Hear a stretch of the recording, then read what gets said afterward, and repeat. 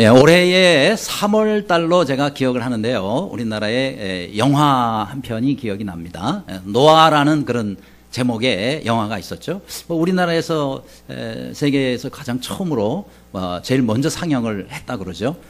그런데 이 노아라는 영화 사실 상당히 기대를 하고 우리가 봤어요. 왜냐하면 뭐 성경에 나오는 노아의 이름이고 또 인류 최초의 그리고 최대의 그리고 전무후무한 그런 대홍수 사건으로 인류가 멸망하는 그 성경에 있는 내용을 다룬 영화였기 때문에 무척 기대를 하고 우리가 영화를 봤습니다마는 참 영화를 보면서 야, 이거 성경과 너무너무 다르다.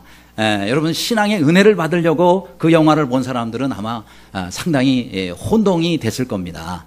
여러분 그 영화는 한마디로 성경에 있는 내용에서 따오기는 했지만 성경에 있는 내용과 매우 다르다라는 사실을 아시기를 바랍니다. 사실 그 영화는요 하나의 소설이에요. 소설. 소설은 뭐 아무튼 작가가 쓰고 싶은 대로 마음대로 상상을 해서 그렇게 해서 쓴 것이 소설 아닙니까? 그렇게 아시고 야, 그 영화를 보니까 성경하고 다른데 성경이 맞냐 영화가 맞냐 이것 때문에 헷갈리는 분이 아무도 없기를 바랍니다. 성경에 있는 내용을 보려면은 성경 말씀만 보면은 제일 좋겠어요. 그 영화를 보면 상당히 헷갈립니다. 그런데 거기서 나오는 앞부분에 나오는 내용 중에 한 사람이 이제 노아에게 묻습니다. 그래서 뭐라고 묻느냐면은 하나님께서 홍수로 멸하시겠다 그렇게 말씀하셨느냐라고 물으니까 노아가 그런 거 같소 그러고 지나갑니다. 여러분 성경에는 전혀 그렇지 않아요. 그런 거 같소가 아니라 분명히 그렇다. 하나님이 홍수로 멸하신다고 말씀하셨고 그 다음에 방주도 지으라고 말씀하셨고 그렇죠? 그렇게 해서 다 노아하고 수없이 대화와 말씀을 통해서 노아가 믿음을 가지고 그것을 준비를 하고 예비를 한 것인데 하나님은 거기서 다 빠지고 상당히 사람 중심으로 이 영화를 만들어서 많이 이렇게 바꿔놨기 때문에 그래서 그 영화를 보고 성경의 내용을 우리가 생각한다 그러면은 오해가 많이 될 거라고 생각합니다. 그러나 큰 줄기는 뭐죠? 인류의 죄악이 관영했다. 이 관영했다는 것은 차고 넘쳤다는 거예요. 그래서 하나님께서 심판을 하십니다. 그래서 홍수, 대홍수가 일어나서 인류가 이 홍수 때문에 멸망하는 내용이 오늘 이 본문에 나오고 있습니다. 그래서 노아는 자신을 포함한 8식구 그 방주를 타고 그리고 하나님의 은혜로 8식구만 이 땅에 살게 되죠. 그리고 그들을 통해서 이제 새로운 시대 또 새로운 세상이 시작을 하고 있습니다. 자, 과연 이 홍수 사건을 통해서 우리가 배울 수 있는 하나님, 과연 우리 하나님은 어떤 분이시냐 하는 겁니다. 자, 첫째로 우리 하나님께서는 기억하시는 하나님이라는 사실입니다. 1절에 하나님이 노아와 함께 방주에 있는 모든 들짐승들과 가축을 기억하사 하나님이 바람을 땅 위에 불게 하심에 물이 줄어들었고 라고 말씀하고 있습니다. 따라합시다. 하나님은 기억하시는 분이시다. 기억하시기를 바랍니다. 자, 우리 하나님은요 노아와 그의 가족들 들짐승 가축들을 구원하셨습니다. 그런데 그 가운데서 이런 홍수 가운데서도 노아와 그의 가족들을 하나님께서 기억하셨다라는 사실입니다. 이 기억하셨다라는 것은 특별히 마음속에 품으시고 또 그를 위하여 모든 것을 아끼지 아니하고 주신다 이런 뜻이 담겨 있는 말씀입니다. 그러니까 이 노아의 가족들은요 기억하시는 하나님의 은혜 때문에 그들이 이 홍수 가운데 모든 것이 멸망하는 가운데서도 살 수가 있었다 하는 겁니다. 이 말씀을 여러분 마음에 꼭 붙잡으시기를 바랍니다.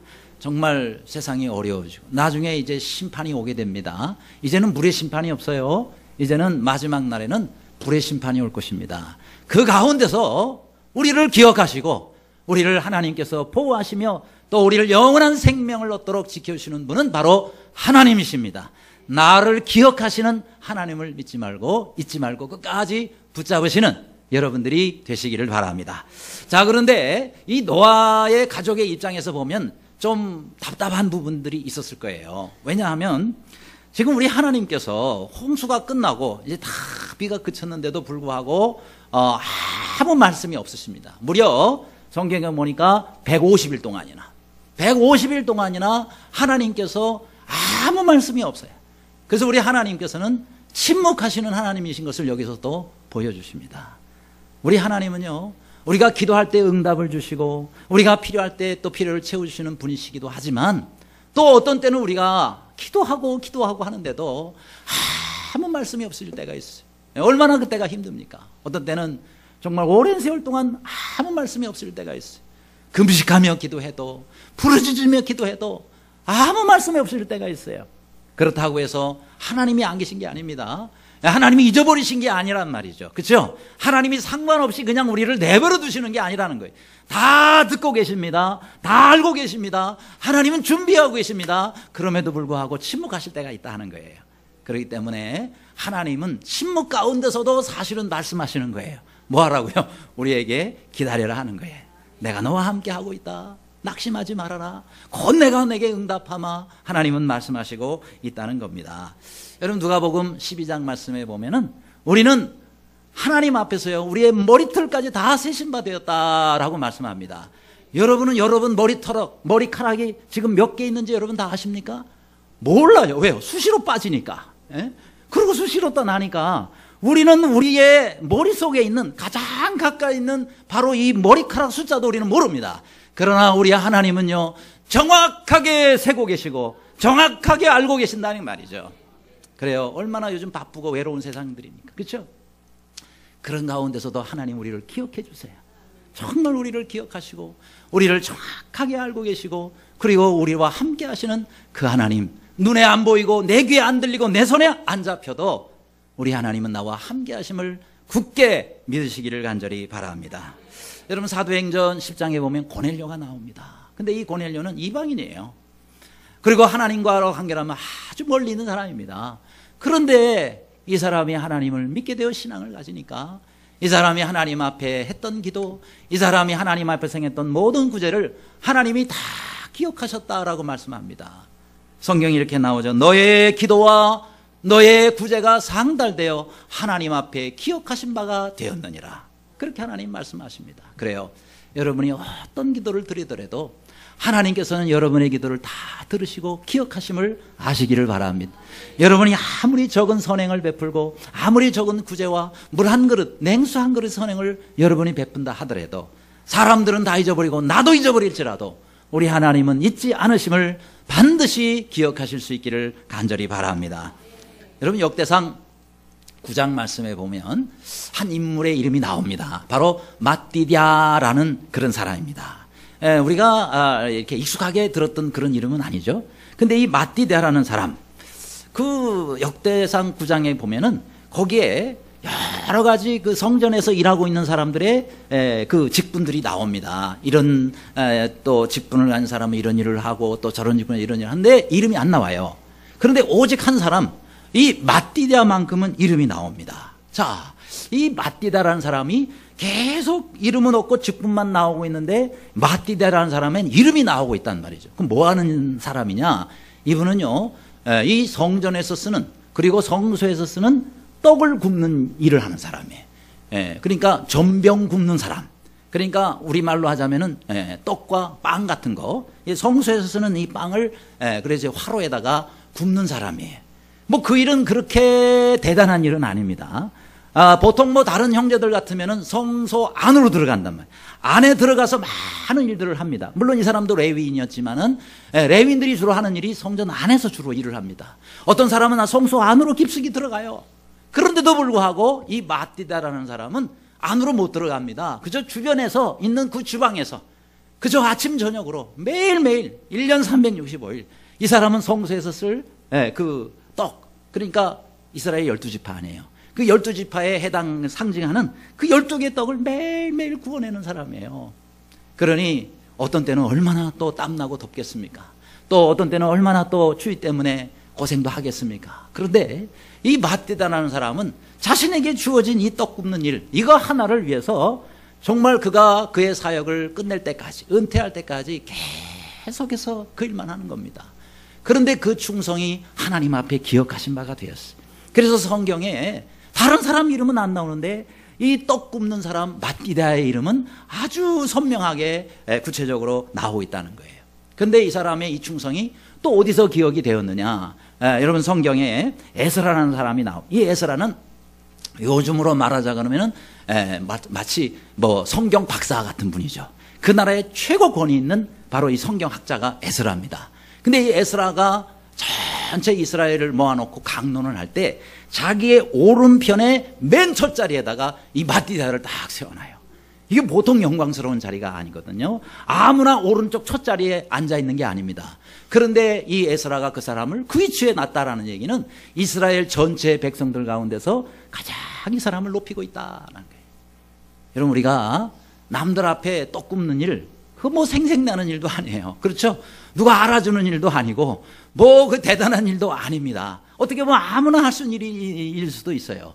그런데 하나님께서는 그 일을 기억하시고 그리고 이 사람을 귀히 높이셔서 그렇게 해서 이 사람에게 영원히 기억될 수 있는 그 이름을 성경책에다가 아주 또렷이 기록해 주셨다. 이 마띠데라는 이름이 무슨 뜻이냐면 하나님의 선물이라는 거예요. 하나님의 은총, 하나님의 선물. 그래요. 이 마띠데는 그가 평생토록 떡 굽는 일에 충성했더니 하나님께서 그에게 최고의 선물, 하나님의 은총을 베풀어 주셨다는 사실입니다. 여러분, 우리가 뭐 교회에서 혹은 하나님과 관계된 어떤 일이든지 좋아요. 그 애들을 누가 알아주든지 아니면 누가 안 알아주든지 뭐 남들 앞에 서지 않는 일이라 할지라도 아무도 모르는 일이라 하더라도 여러분이 하나님께서 여러분에게 맡겨주신 일이라면 아니면 여러분이 교회에서 맡은 일이라 그러면 그 일에 끝까지 충성하시기를 바랍니다. 하나님께서는 바로 그런 사람을 주목해서 보시고 그를 기억하시며 그의 자손만대 하나님의 복을 베풀어 주시는 겁니다. 여러분, 우리 찬송 가운데 내 이름 아시죠? 라는 그런 찬양이 있죠. 나를 지으신 주님 내 안에 계셔 처음부터 내 삶은 그 손에 있었죠. 내 이름 아시죠? 내 모든 생각도 하면서 우리가 부르는 바로 그 찬양. 자, 여기에 보면 내 이름 아시죠? 그랬어요. 사람들은 몰라줘요. 가까이 있는 사람도 내 이름을 기억 못 해줄 수가 있습니다. 그렇죠? 그러나 우리 하나님은 우리의 이름을 아시는 분이에요. 우리의 이름을 기억해 주십니다. 우리를 인정해 주십니다. 여러분이 어떤 일을 하고 있습니까? 여러분이 강대상에 있는 바로 이 물컵 하나, 이거요, 여러분은 아무도 안 보여요. 오직 저만 보입니다. 그렇죠? 근데 매주일마다 여기다가 이렇게 물을 떠가지고 그러고는 2부 예배 때 올리고 3부 예배 때 올리고, 그렇죠? 아무도 몰라요. 저도 뭐 누가 구체적으로 어떻게 하는지도 잘 모릅니다. 그리고 뭐 우리 교회 연말 되면은 뭐 이렇게 청직이 뭐 임명해가지고 거기에도 이런 직분이 없어요. 강대상에 물컵 올려놓기 뭐 이런 게 없어요. 그런데도 불구하고 누가 시키지도 않은데 계속 이렇게 물컵을 올려놓습니다. 이게 뭐예요? 하나님께서 기억해 주시면 되는 거 아니겠습니까? 내 이름 아시죠? 그렇죠? 우리 이름을 하나님이 아시는 겁니다. 또 주보 하나, 여러분 주일날 주보 다 봤잖아요. 이 주보 이거 그냥 나오는 게 아닙니다. 이게 다 이렇게 해서 만들어 놓으면 여기다가 삽지를 이렇게 넣는 것도 이것도 일이에요. 그렇죠? 그런데 이 주보 삽지 토요일날 나와서 해야 되는 거예요. 주일날 하면 늦습니다. 토요일날 오후에 아무도 안 나오는데 교회에 나와가지고 계속. 근데요, 우리 교회 이 주보 이 삽지 넣는 그 자리는 에어컨도 없어요. 선풍기도 없어요. 얼마나 더울 때 땀이 흐르는지 말이죠. 그런데 몇 분이 나오셔가지고 계속 이렇게 집어넣고 있습니다. 어떨 때는요, 대목이 있어요. 대목. 뭐냐면은 삽지가 막 7, 8장씩 들어갈 때가 있습니다. 그럴 때는요, 시간이 얼마나 많이 걸리는지. 그런데도 일단 넣는 거예요. 그게 뭐예요? 이름도 안 나오는 일이죠. 뭐 누가 뭐 알아주는 일도 아니죠. 더울 때 땀 흘리면서 추울 때는 추위에 떨어가면서 그렇게 하는 일이 바로 주님의 일이란 말이죠. 우리 주님이 다 기억해 줄 줄로 믿습니다. 어떤 일이 우리에게 주어지든지 간에 어떤 일이든지 간에 우리가 주님을 섬기는 마음으로 하면 우리 주님께서 다 그걸 기억해 주십니다. 우리의 이름을 기억하십니다. 우리를 하나님이 높이십니다. 그 하나님만을 바라보고 우리에게 주어진 일이 어떤 일이든지 주님 앞에 끝까지 충성하시는 여러분들이 되시기를 주님의 이름으로 축원합니다. 두 번째로 우리 하나님은 어떤 분이세요? 소망을 주시는 분이십니다. 11절에 저녁 때에 비둘기가 그에게로 돌아왔는데 그 입에 감람나무 새 잎사귀가 있는지라. 이에 노아가 땅에 물이 줄어든 줄을 알았으며 라고 말씀하고 있습니다. 자, 이제 방주가 아라랏산에 거기에 머물게 됩니다. 그러자 노아는 방주의 창문을 엽니다. 그리고 까마귀를 내보냅니다. 안 들어와요. 그래서 이제 비둘기를 내보냅니다. 근데 이 비둘기가 가서 이제 뭘 하나를 물고 옵니다. 감람나무 잎사귀 하나를 그 입에 물고 옵니다. 그러니까 지금 어딘가는 모르지만은 이제 물이 다 줄어들어서 그래서 이제 다시 이 나무들이 싹을 내기 시작하고 있다라는 사실을 알게 되는 겁니다. 그렇죠? 그러니까 여러분 들에 가보세요. 산에 가보세요. 얼마나 많은 나무들이 있고 거기에 얼마나 수많은 이파리들이 있습니까? 그런 것에 비하면은 이 나무 이파리 하나는 아무것도 아니에요. 그렇죠? 그런데 이 비둘기가 나가서 이파리 하나를 물고 오는 바로 이 이파리 하나는요, 지금 이 노아와 그의 가족들, 방주 안에서 1년 이상을 있었던 이 노아와 그의 가족들에게는 이게 얼마나 큰 희망과 소망의 이파리가 됐겠느냐 하는 거예요. 야, 이제 드디어 우리가 나갈 때가 가까워왔구나. 하나님께서 이 새로운 시대를 시작하시는구나. 저 이파리를 봐라. 그렇죠? 그 이파리 하나는 아주 작은, 그야말로 하찮은 것이지만은, 그러나 그 이파리 하나가 정말 이 노아와 그의 가족들에게 얼마나 새로운 소망을 주었겠느냐 하는 겁니다. 그 이후에 바로 또 7일 후에 또 그 비둘기를 내보냅니다. 이 비둘기는 다시 돌아오지 않습니다. 왜요? 이제는 그가 어디든지 가서 먹고 살 수 있을 만한 환경이 되었다라는 것을 말해주는 거 아니겠습니까? 다시 방주로 돌아올 필요가 없어요. 그래서 노아와 그의 가족들은 또 깨닫게 됩니다. 야, 이제 우리는 곧 나가는구나. 이제 비둘기가 먹고 살 수 있는 환경이라면 우리도 이제 나가서 이제 새로운 세상에서 우리가 이제 하나님 잘 믿으면서 그러면서 우리가 하나님 섬기면서 살 수 있는 거 아니겠는가. 그렇게 생각을 하는 겁니다. 이게 뭐예요? 소망이라 하는 겁니다. 따라합시다. 하나님은 소망을 주시는 분이시다. 예, 우리 하나님은요, 우리에게 소망을 주세요. 모든 것이 절망적인 상황 가운데 아무 소망이 없는 것 같아도 이 노아와 그 식구들에게는 이파리 하나가 소망이 됐잖아요. 여러분, 우리도 마찬가지입니다. 모든 것이 정말 절망밖에 없는 것 같고 깜깜한 그런 내 환경이라 할지라도 우리 하나님께서는 아주 작은 거 하나 가지고 우리에게 소망을 주신다 하는 겁니다. 그 이파리 하나가 노아와 우리 어떻게 보면 인류에게는 소망의 그런 전주곡이 되었지 않았겠습니까? 그렇습니다. 엘리야도 마찬가지예요. 엘리야도 3년 6개월 동안 나라에 비가 오지 않습니다. 이제 다 죽은 거나 마찬가지예요.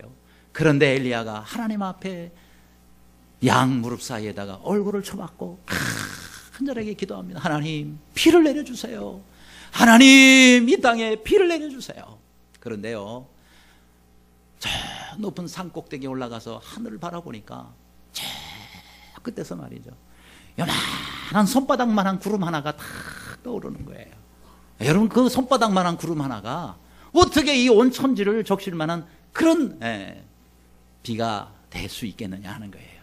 하지만 그 작은 손바닥만한 구름 조각을 보면서 이 엘리야는 소망이 가득 찼습니다. 믿음이 차올랐습니다. 주여 감사합니다. 우리 하나님께서 바로 저 작은 손바닥만한 구름을 통하여 이 온 땅을 적시고도 남는 그 같은 하나님의 응답의 비구름을 주실 줄로 믿습니다. 그게 이 엘리야에게는 얼마나 큰 소망이 됐겠느냐 하는 거예요. 여러분, 우리가 기도하다가 아무 응답이 없는 것 같아도 조그만한 거 하나라도 여러분에게 주어진다면 여러분 그것을 붙잡으시고 그리고 여러분의 믿음을 하나님 앞에 아뢰실 수 있기를 간절히 바랍니다. 하나님은요, 절망 가운데서도 우리에게 소망을 주시는 분이에요. 반드시 하나님은 우리와 함께 하시고 반드시 하나님은 우리의 기도에 응답하시고 반드시 하나님은 우리를 새롭게 모든 것을 바꾸실 하나님이신 것을 믿으시기를 간절히 바랍니다. 여러분, 저 네팔에 가면은 거기 이제 코뿔소가 살고 있대요. 히말라야 그쪽 부분이겠죠. 그런데 이 코뿔소가 아주 좋아하는 나무 열매가 있어요. 바로 트레비아라는 그 나무가 있는데 이 트레비아라는 그 나무의 열매, 그거를 이 코뿔소가 제일 좋아한답니다. 여러분, 저 TV 프로그램 가운데 정글의 법칙이라고 아시죠? 요즘도 하고 있는 것 같은데 병만족 해가지고 뭐 나오는 거 있잖아요. 그런데 얼마 전에 저 네팔에 있는 저 코뿔소 있는 저기까지 가가지고 그 트레비아 나무에서 코뿔소를 만났을 때 그거 올라가고 뭐 하는 이제 그런 거를 또 이렇게 상영한 적이 있습니다. 그런데 어쨌든 저 이 코뿔소가 말이죠, 저 트레비아 나무의 열매를 그렇게 좋아한대요. 근데 희한하게도 거기에 많은 짐승들이 있지만 트레비아 나무의 열매는 모든 짐승이 먹지를 않는답니다. 맛이 없는지 어쩐지는 모르겠지만은 거들떠 보지도 않는데요. 그런데 오직 이 코뿔소만큼은 저 나무의 열매를 제일 좋아한대요. 그래가지고 익어서 이게 떨어지기가 무섭게 코뿔소가 달려들어가지고 그 열매들을 다 먹어버린답니다. 그러니까 여러분 한번 입장을 바꿔서 나무의 입장에서 한번 생각해요. 트레비아 나무 입장에서 보면은 야, 너무 허망한 거예요. 그렇게 고생해가지고 자기의 모든 수고의 엑기스를 모아서 열매를 만들어서 떨어지기가 무섭게 다 먹어버린다. 이야, 정말 너무너무 참 기가 차고 억울한 일이다 이 말이죠. 그죠? 그런데요, 이 코뿔소가 저 트레비아 나무의 열매를 먹는 그 순간에 나무는 어떻게 보면 절망스럽게 느껴질 수 있을지 모르지만 사실은 코뿔소가 먹을 때에 새로운 생명이 거기서 시작되는 거예요. 왜냐, 이 코뿔소가 저것을 먹고 난 다음에 다 소화를 시키고요, 그리고 응아를 합니다. 그 응아를 할 때에 이 코뿔소의 뱃속에 소화가 안 되는 게 있어요. 그게 바로 트레비아 열매 씨. 그거는 딱딱해서 소화가 안 됩니다. 그게 그대로 나온다는 거예요. 그래가지고 거기에서 얘가 뿌리를 내리고 그리고 새로운 트레비아 나무를 만든다는 거예요. 근데 놀라운 거는 이 트레비아 나무의 열매는 그 자리에서 떨어지잖아요. 떨어지면 거기가 숲속이기 때문에 거기가 다 음질합니다. 그늘진 곳이래. 절대 그늘질 곳에서는 이 트레비아 나무의 열매는 싹을 내릴 수가 없대요. 그냥 거기서 썩어버리고 없어지는 거예요. 그런데 코뿔소가 먹어줘야 얘가 이걸 먹고 어디로 가요? 양지로 갑니다. 그래 거기서 응아를 하는데 그 햇빛을 받아야만 얘가 뿌리를 내리고 거기서 트레비아 나무가 그렇게 만들어져가지고 번식을 시킨다는 거예요. 그러니까 코뿔소가 아니면은 트레비아 나무는 장례식을 치러야 되는 거예요. 그죠? 코뿔소가 만일 멸종됐다, 네팔에서, 그러면은 트레비아 나무도 그 길로 이제 번식이 끝나는 거란 말이죠. 그러니까 절망의 순간에 우리 하나님께서는 저 코뿔소를 통하여 그렇게 해서 이 트레비아 나무를 계속해서 번성해 나가시는 소망의 역할을 감당케 하신다. 야, 여러분, 트레비아 나무 그 한 그루도 하나님께서 이렇게 해서 코뿔소를 통해서 번식을 시켜주시고 소망을 갖게 하시는데, 하물며 하나님의 자녀인 우리들은, 우리 하나님께서 얼마나 더 좋은 걸 주시겠습니까? 믿으시기 바랍니다. 따라합시다. 하나님은 좋으신 분이시다. 우리 하나님 정말 좋은 분이에요. 나무들, 짐승들에게도 하나님께서 좋은 것만 주시는 것이 아니라 하나님의 자녀인 우리들은 얼마나 더 좋은 걸 주시겠어요. 하나님은 정말 최고의 좋은 것을 주시는 분이십니다. 믿으시기 바랍니다. 그게 우리의 소망이 되어야 되는 거예요. 따라서 우리 하나님 안에서 신앙생활하는 사람은 아무리 절망적인 환경이 올지라도 끝까지 하나님 안에서 우리 주님을 붙잡고 소망 가운데 사시는 여러분들이 되시기를 바랍니다. 소망의 줄을 놓지 말자. 세 번째로 우리 하나님 어떤 분이세요?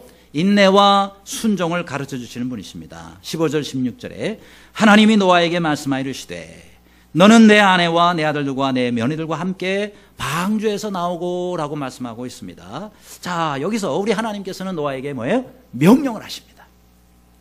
너는 내 아내와 내 아들과 내 며느리와 함께 방주에서 나오라 라고 하나님이 명령하시는 겁니다. 그러니까 지금 하나님께서는요, 방주에 들어가라 하실 때도 하나님이 명령하셨어요. 그 명령에 순종하여 이 노아는 방주로 들어갑니다. 물론 방주를 만드는 것도, 그 다음에 거기에다가 짐승들을 넣는 것도 다 하나님께서 아주 구체적으로 말씀하셔서 그대로 순종을 했단 말이죠. 그러면 들어갈 때도 하나님 명령 따라 들어갔으면 당연히 나올 때도 하나님 명령대로 나와야죠. 그죠? 그게 우리 하나님을 믿는 사람들이 마땅히 해야 할 일이다 하는 겁니다. 그런데 사실 이 노아의 입장에서 보면 굉장히 답답한 일이에요. 저기서 무려 377일 동안이나 방주 안에서 머물러야 됩니다. 그러니 1년 이상을 그 안에 있어야 되는 거 아니에요. 얼마나 냄새가 많이 나겠어요. 짐승들이 뭐 똥 싸죠, 소리 지르죠. 와, 공기도 안 좋죠. 그런 곳에서, 저런 곳에서 1년 이상을 한번 여러분 있는다고 생각을 해보세요. 하루라도 빨리 나오고 싶지 않겠어요? 그러니까 이 앞에 13절에 보니까 지면에서 물이 거쳤더니 그랬어요. 자, 지면에서 이제 물이 거쳤으면 나가면 되는 거 아니겠습니까? 그런데 못 나가는 거예요. 나가려고 해도 노아가 막는 거예요. 왜요? 하나님께서 나오라는 말씀이 없었는데 물이 거쳤다고 내려가면 되겠냐? 하가지고 아마 막았을 거예요. 그러니까 가족들은 나가고 싶고 짐승들도 나가고 싶고, 그런데 노아가 문을 안 열어주는 겁니다. 왜요? 하나님이 말씀하실 때까지는 기다려야 된다는 거죠. 그렇죠? 그런데 지면에서 물이 다 거친 다음에도 얼마나 더 기다렸느냐? 성경에 보니까 무려 57일을 더 기다렸다. 그러니까 한 2개월 정도를 방주 안에 또 그대로 있어야 되는 겁니다. 언제까지요? 하나님이 나와라 그럴 때까지 이 방주 안에서 또 기다렸다 하는 겁니다. 그래요. 내가 나가고 싶다고 나가면 안 되는 거예요. 그렇죠? 내가 하고 싶다고 하면 안 되는 거예요. 하나님이 하라 라고 말씀하실 때까지는 기다리는 여러분들이 되시기를 바랍니다. 내가 무슨 말을 하고 싶어도 여러분이 하고 싶다고 쏟아내면 안 되는 거예요. 하나님께서 내게 감동을 주시고 내게 또 그런 것을 허락하실 때까지 기다렸다가 말하라. 물론 답답합니다. 그렇죠? 막 속 터져 죽겠어요. 그래도 기다려야 돼요. 하나님께서 말씀하실 때까지. 그렇죠? 어떤 걸 하고 싶어도 하고 싶다고 나 하면 되냐 말이에요. 기다리시기를 바랍니다. 하나님께서 하라! 라고 허락이 떨어지실 때까지 우리가 기다려야 되는 거예요. 여러분이 믿는 사람들은 하나님 말씀을 잘 들어야 되는 거예요. 그리고 하나님 말씀하실 때까지 기다렸다가 우리가 해도 늦지 않습니다. 내가 늦었다고 생각하지만 하나님 말씀 들은 다음에 하는 게 가장 빠른 겁니다. 그렇기 때문에 우리는 하나님께서 말씀하실 때까지 기다리고 그 말씀에 철저하게 순종해야 된다. 여러분, 우리 성경에 나오는 사울왕 있잖아요. 사울왕이 얼마나 참 멋있고 괜찮은 사람입니까? 하나님께서 처음에 이스라엘의 왕으로 기름 부어 세운 초대왕 아닙니까? 그럼에도 불구하고 그가 왜 하나님 앞에 버림받았어요? 전쟁을 지금 해야 되겠는데 적을 지금 앞에 두고 있는데 기다려야 된단 말이에요. 누구를요? 사무엘이 올 때까지. 사무엘은 하나님께서 세운 제사장이에요. 제사장이 제사를 집례해서 제사를 드리고 그리고 전쟁을 해야 되는데 안 오는 거예요. 정한 달까지 안 오는 거예요. 안 와도 기다려야 됩니다. 그렇죠? 그런데 이 사울왕은 너무 급했어요. 그래가지고 자기가 대신 제사를 지내버려요. 그러고서 나가려고 그럽니다. 이게 뭐예요? 불순종입니다. 하나님께서 하라 하신 것만 하는 거예요.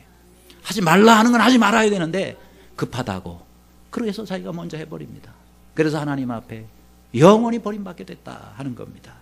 여러분, 저 아랍 속담에 태양만 비추면 사막이 된다라는 속담이 있습니다. 여러분, 땅에 태양만 비추면은 사막밖에 더 되겠느냐 말이에요.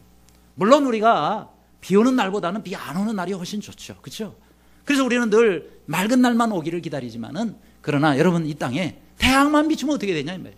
우리나라도 다 사막이 돼버리고 말 겁니다. 비가 적절하게 때에 따라서 내려줘야 되는 거예요. 그렇죠? 그래야 곡식도 자라고 여러 가지 또 채소도 자라고 또 사람도 그물을 먹고 짐승도 그를 먹고 사는 것 아니겠습니까? 기다려야 된다는 거죠. 또 이 비도 우리가 기꺼이 감수해야, 그래야 사람도 살고 짐승 살고 다 사는 거란 말이죠. 여러분, 우리가 무지갯빛 얼마나 영롱합니까? 그 무지갯빛을 보고 야, 너무너무 아름답다. 그러나 여러분, 우리가 아름다운 것만 감상하려고 하면 안 돼.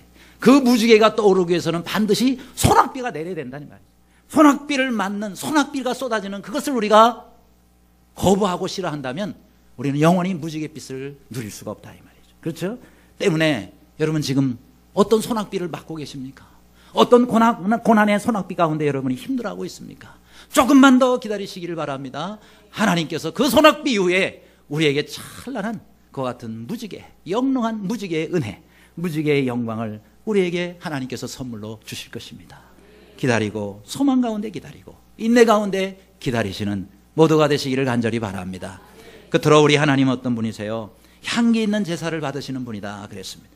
20절 21절에 노아가 여호와께 제단을 쌓고 모든 정결한 짐승과 모든 정결한 새 중에서 제물을 취하여 번제로 제단에 드렸더니 여호와께서 그 향기를 받으시고 라고 말씀했습니다. 자, 이제 노아와 그의 가족들이 하나님께서 나오라 그러니까 나가게 됩니다. 나가서 얼마나 하고 싶었던 일이 많았겠어요. 얼마나 본인들이 또 다닐 곳이 많았겠어요. 그렇죠?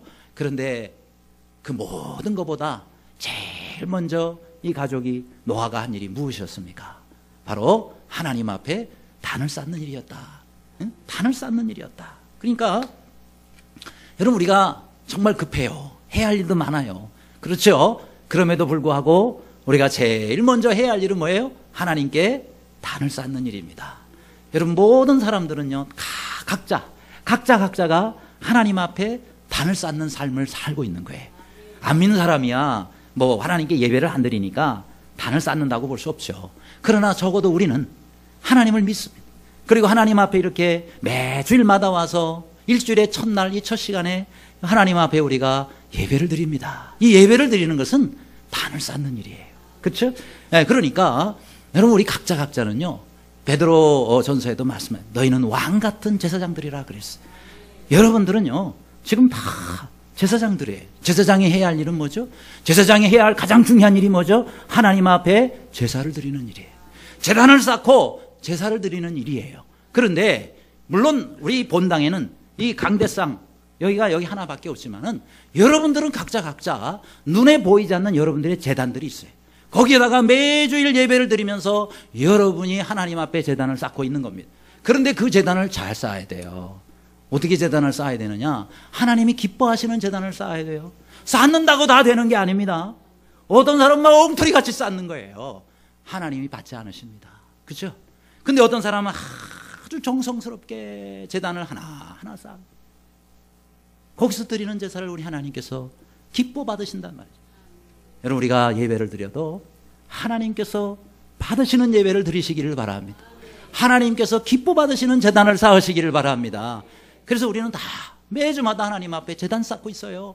정말 잘 쌓으실 수 있기를 간절히 바랍니다. 그런데 이 제단 쌓는 것은 우리가 주님 앞에 예배 드리는 일이라고 그랬죠. 여러분, 이 예배 드리는 게 왜 중요하죠? 예배는 하나님과 우리와의 관계를 설명해 줘요. 하나님과 우리와 어떤 관계가 있는가. 그러니까 여러분, 우리가 하나님 앞에요, 온전한 예배를 올려드리는 사람은 하나님과의 관계가 온전한 거예요. 근데 엉터리같이 제단 쌓는 사람은 하나님과의 관계가 지금 엉터리같이 되어 있는 거예요. 그러니까 여러분, 우리가 하나님이 여기서 여호와께서 그 향기를 받으시고라고 그랬잖아요. 받으시는 그런 예배를 드리려고 그러면은 하나님과의 온전한 관계, 그 관계를 그렇게 늘 만들어 가실 수 있기를 간절히 바랍니다. 중요한 것은 하나님께서 받으시는 예배를 드려야 된다는 거죠.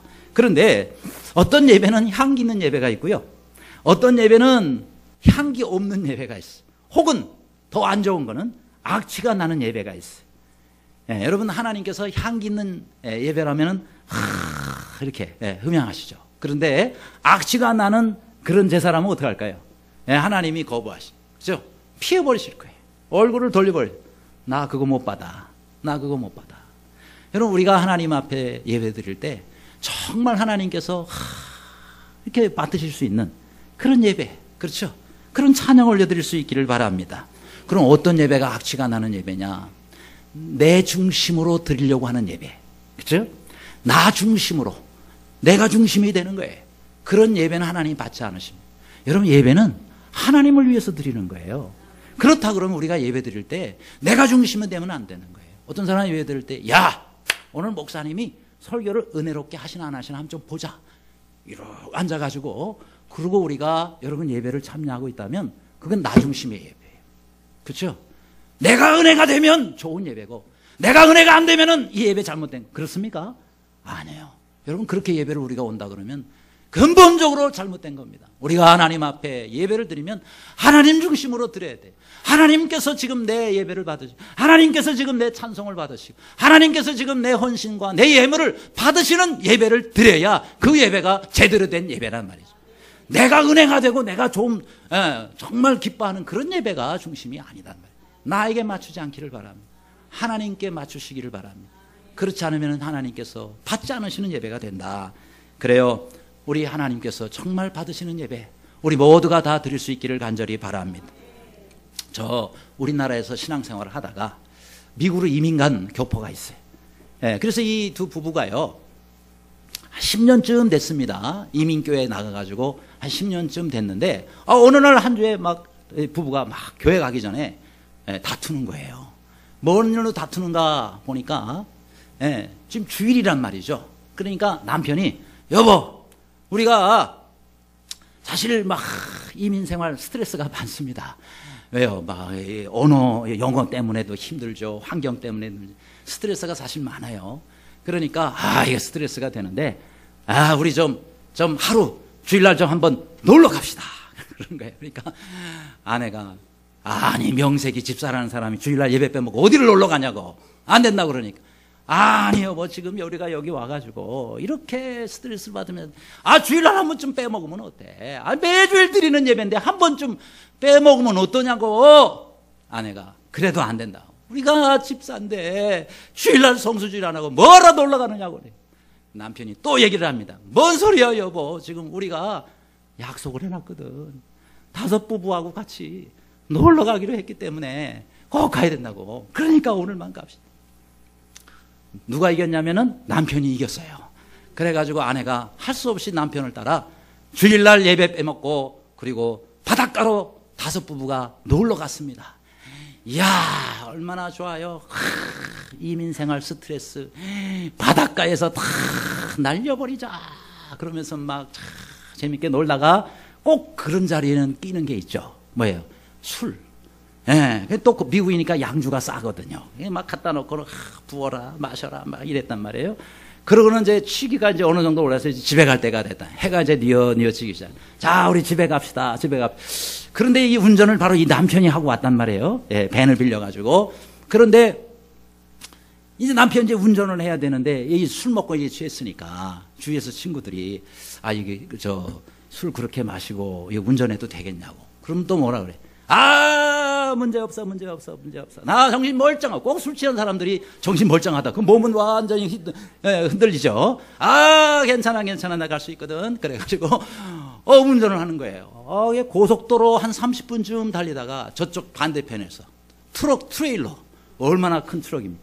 그거 하고 그냥 충돌을 해버렸어요. 그래가지고 자기 아내는 현장에서 죽고, 이 남편은 병원 가다가 죽고, 그래가지고 부부가 그 한 날 다 죽게 됐어요. 그래서 교회에서 장례식을 치러줄 게 아니겠습니까? 성도들이 다 왔어요. 목사님이 당연히 장례식에 또 집례를 하시겠죠. 그 목사님이 그러시는 거예요. 내가 이 장례를 집례하면서 한날 한시에 이 부부를 장례식을 하는데 우리 성도들이 뒤에서 다 말을 합니다.